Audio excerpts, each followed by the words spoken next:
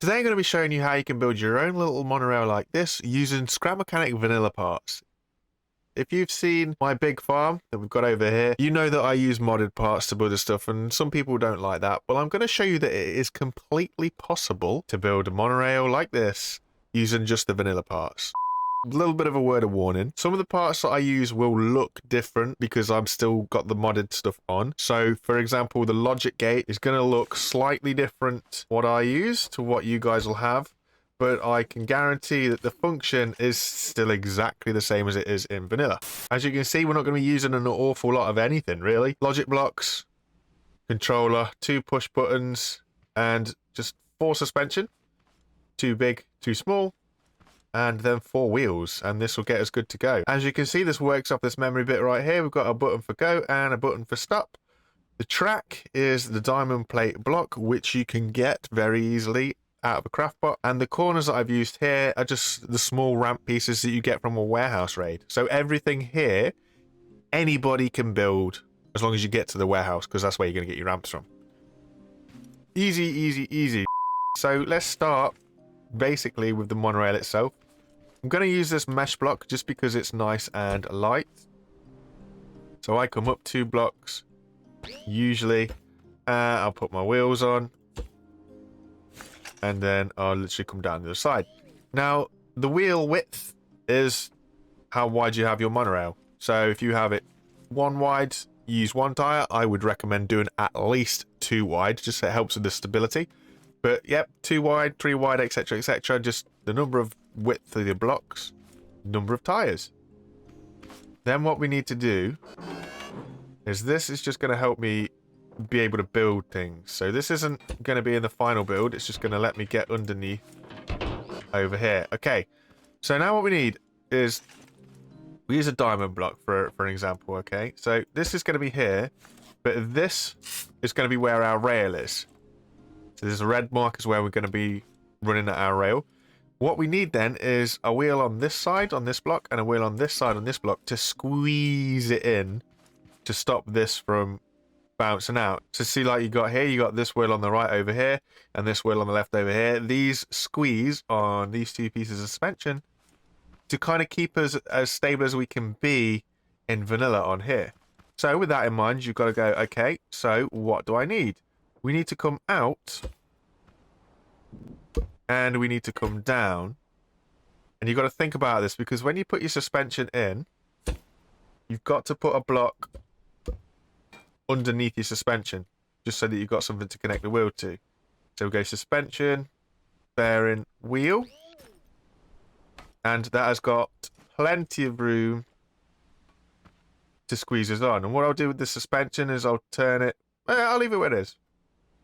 So then we're going to do the same this side. 4, 5, 5th one comes down, putting that little bit of suspension there, block on there, bearing, wheel. So that little suspension there and there is going to be the thing that keeps us squeezing the rail with these. And then all you got to do is you've got to add in a little bit of a block here and here. And this is where we put this big suspension. So these long suspensions are what give us this no clip effect. So as you can see here, the wheel is passing through it. As won't do that because we've raised it up a little bit. But it does mean that the suspension here can pass over this piece that's holding the monorail up. So you see it can keep going around like that. So that's what that's all about. Then all you need is somewhere to hold your controls, and we'll just do it like this for now. So what we need for our controls is literally a controller. And the controller is going to be onto these wheels here. One of these usually needs to turn in the other way, just the way that I built it because of how you place bearings, etc. You guys will have to tweak this and work it out as you see fit. We'll get rid of this line, we don't need it. And then I like to run it off of a memory bit. And the reason why I run it off of a memory bit is because I sometimes use sensors to control it when it stops and when it returns or whatever, depending on what it is that I want it to do. Now, I'm going to be using a nor and or memory bit for this, which is quite handy that the modded part shows you guys these things, because then you can see how I've got it set up. So we've got a NOR, and an OR, and you connect this in a loop. So you go NOR to OR to NOR, and NOR to NOR. Out of the top, out of the OR gate, that is where we connect to our controller. And then we just have ourselves 2 push buttons, one to stop and one to go. The go needs to go to the one that's currently lit up if the OR gate is not. That makes sense. So your go button should be this one. And our off button should go to the other side. And what that looks like, if we turn this on,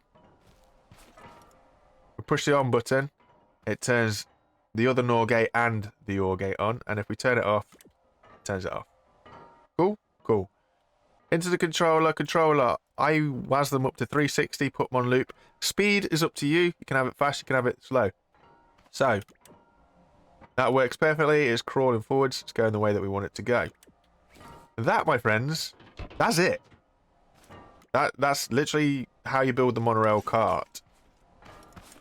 For the monorail itself, I'm just literally using tier 3 metal just because I'm near my farm and I've got a raid going on.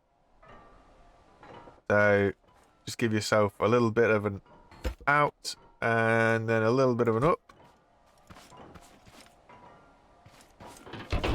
And then this is where we use our diamond plate, because this is a good...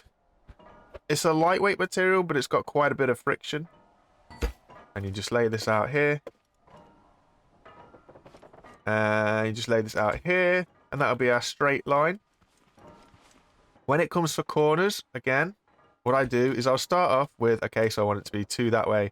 And I want it to be 2 that way. Then you want ramp pieces. And you want them to be flat narrow tip to flat narrow tip. So they're just like that. So I've taken away sort of 3 blocks here just to give us that. And then the one on the inside, I simply do it that way.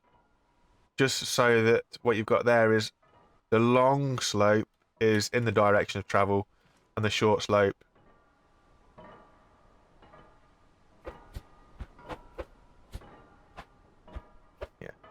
so I just do my internal like this when I'm using these ramp pieces, because that way you've got the long slope is in the direction that we're traveling. It doesn't make too much of a difference. You can get around them both ways. That's what this is all about. Look. So we've got the long slope this way, so it'll get us around this way. And then I'll just show you this side so that the short edge is over here. There you go. So it'll get around both of them either way. But I think it runs a little bit smoother with the long one there. But that's basically your corner. Straight is pretty simple. Now, how you load this up can depend on the height. Sometimes it'll let me do it, and other times it won't. It doesn't look like it will. So what I'll do here is I'll get us level, and then I'll just literally just run a block through. We'll turn this off. So we want this to be off. Boom. And then we'll drop this down. Now, this is where you might need to tweak your suspension a little bit. So we just come over here, give this a little bit of a nudge in each direction. Seems to hold it pretty well. And then we'll just click go, and hopefully go. Now, straight away I can see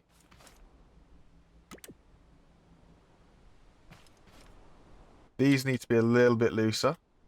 So we'll break them down one. And also, if you look here, we're going to end up colliding. So what we'll do,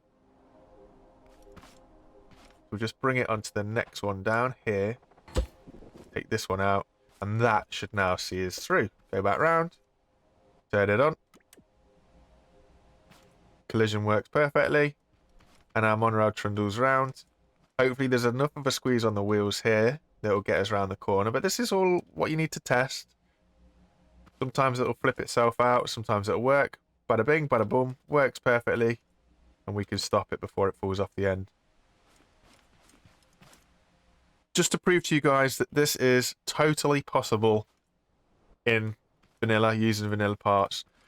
One extra thing though, if I wanted, for example, to do this so that it stops automatically, I could put a level 5 sensor in here and ask this to detect color.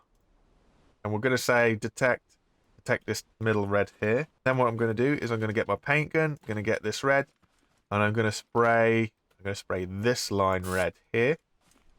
And then what we're saying is, when that detects a colour, we want it to turn off. So it's under the same button as that one. And then we'll just go stack this up again. Turn it off before we load it up properly, just so that it doesn't end up running away from us. Put our track in, connect it up, and away it goes. So now it'll just continue to go through until that sensor sees this red line. And then it'll stop it.